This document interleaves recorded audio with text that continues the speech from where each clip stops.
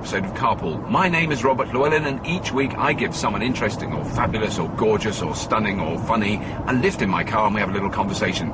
This week's guest really fulfills just about every one of those criteria.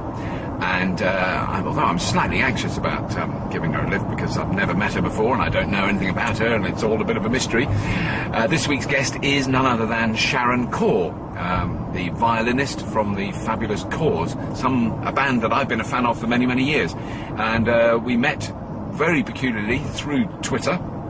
Who would have guessed that yours truly would be in the same list for some ludicrous competition to vote for the most popular tweeter? I think it was called Ms. Tweet.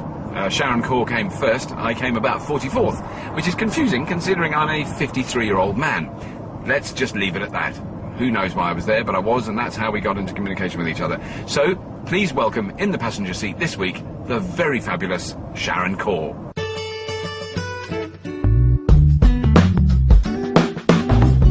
Why isn't that working? What have I... Oh, I haven't done something. Have you driven this much? I have now, yes, don't worry. But look at it. I mean, it is a bit like a spaceship. It is a little bit overwhelming. This is a Lexus then, isn't it? A Lexus. It's a hybrid one. Hybrid, okay, yeah. Ah, there we go. I knew there was something wrong there. There you go. There we go. There we go. So, yeah, no, I have driven it. I've driven lots of... I think it always helps if you've actually driven the car before. I think if I reverse quickly now, we could remove at least 30 followers from Twitter. We could get rid of some fans, which would be very inappropriate. Because I need them. You need them. I need those. You need them. They're lovely. I need those fans outside. That lad there's waited. He's got up at 4 o'clock this morning. Oh, they're very cool, actually. They're very nice. They're very nice. They are sweet. One of my great skills is not doing any research. So I know who you are, and I know that you play the violin in the Corrs, and I've got some of your albums.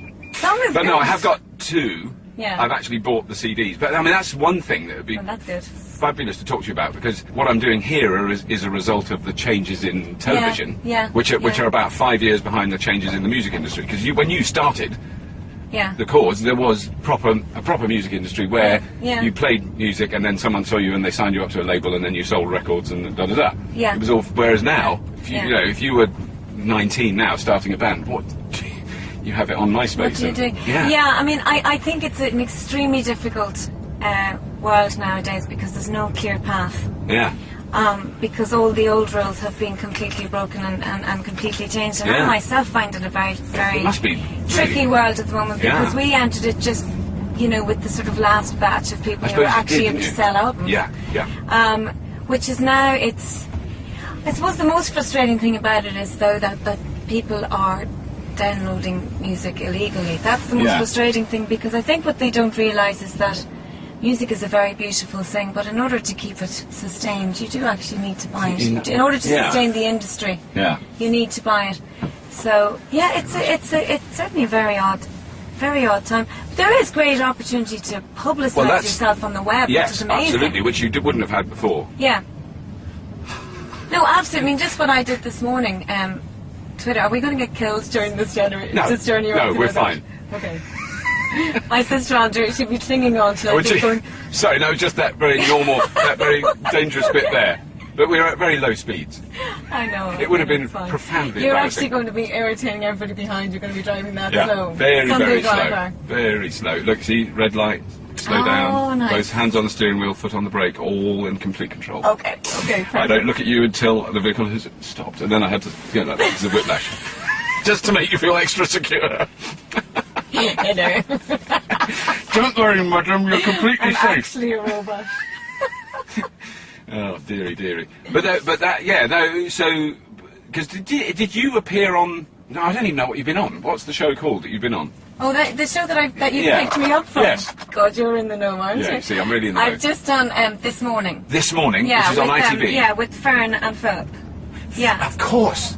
And I got that via... That was through Twitter? Twitter, because I was following Philip on Twitter, and somebody, I think, said to him, do you know that Sharon Corr is following you on Twitter? And he went on and looked at what I was doing and saw that I was playing, that I just covered a version of the Corgis, Everybody's Gotta Learn Sometime. Right. And I think it's one of his favourite songs of all time.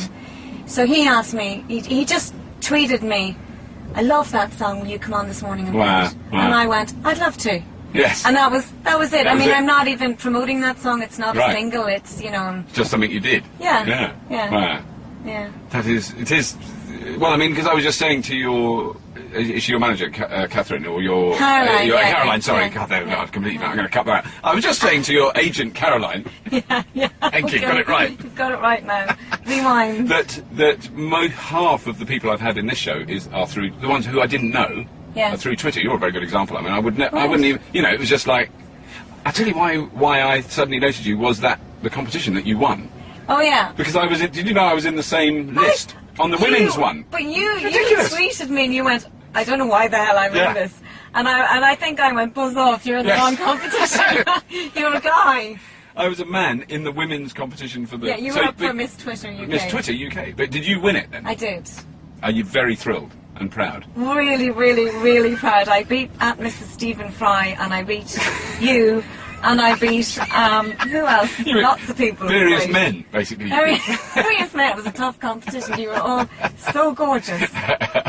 Well, there was one episode of Red Dwarf where Crichton was designated a woman. I don't know. Well, that's probably why then. I think so. I think it was a Red Dwarf joke. Yeah. Which has been mentioned one or two times by the cast of Red Dwarf. Nothing down there but plastic underpants and a trademark, I think was the line. That's nice. Isn't that lovely? Yeah. The questions I can remember that were asked, and we can have a look at them. Most of them were, are you married, and you're the most beautiful woman in the world, blah, blah, blah, boring. Blah, blah, blah. Blah, blah, blah. Boring. Yes, beautiful. Yeah, we know that. Moving on. But, it's certainly a thing that struck me as a middle-aged man when I first saw you and your sisters and brother playing. Was that's quite an extraordinary family. Stunningly beautiful girls, very handsome boy. Yeah. Although I presume he gets a lot of jip because. Kind of does. Yeah. Can't help him. Yeah, he really does. Nobody's looking at him when we're in the room. I made the effort to look at him. Did you? That was good of you. I wanted to make sure that he didn't get left out. Every show we would do, the cameraman would forget actually to focus on Jim, and he just wouldn't be in the band. Yeah. And he's a fairly, even from what he played, but presumably he's fantastic. Yeah, he's totally. But then, I suppose the big question: I've got a brother and a sister, and we get on. Yeah. And we're good. And we argued when we were kids, and now we get on really well as adults. But I see them 2-3 times a year. Yeah. So there's got to be a flip side. I really think the greatest achievement was that we actually managed to stay together. To stay together. Rather than selling, 35 million albums. The achievement was actually, staying together. Because, when you leave home, you normally leave without your family. Without your family, yeah. But we left en masse together. Wow. And then you take a lot of your sort of prejudices with you, sort of like when she was sick she did this. Yes. You're this type of person, and so you all pigeonhole each other. Yeah. So it's very, very difficult to sort of explore and form your own identity within the band. Yes. And then that's what really leads to the fights, And then because you're also rejecting the pecking order, your big brother, go to hell. Because I don't know what the age. You all look to be about. You all look like you're all exactly the same age. I have no idea. Well, Jim's 6 years older than me, and I'm right. 3 older than Caroline and 4 older than Andrea. Ah, right. So you're the eldest sister. Right. Yeah. Right. Yeah. So there were very interesting fights at stages. I remember plates flying across the room in certain venues, and then you have to get up on stage, and I was like, it'd be lovely. Like, and then sing about love and romance. And there'd be lovely Irish people. Yeah. And meanwhile we've been absolutely killing each other backstage. That's so